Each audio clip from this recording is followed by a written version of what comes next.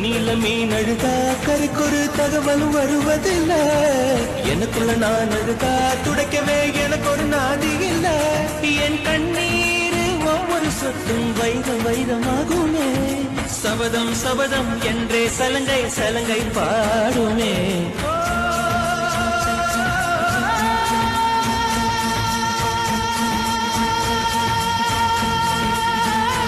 Last ஒரு 3 பால்ஸ்ல தோனி வந்து தலையை அப்படி கீழே தொங்க போடும்போது முடிஞ்சு அவ்வளவுதான், உலகமே அழிஞ்சிச்சு நினைச்சோம். ஆனா வந்தாரு பாருங்க ஜடேஜா, அச்சாம் பாருங்க.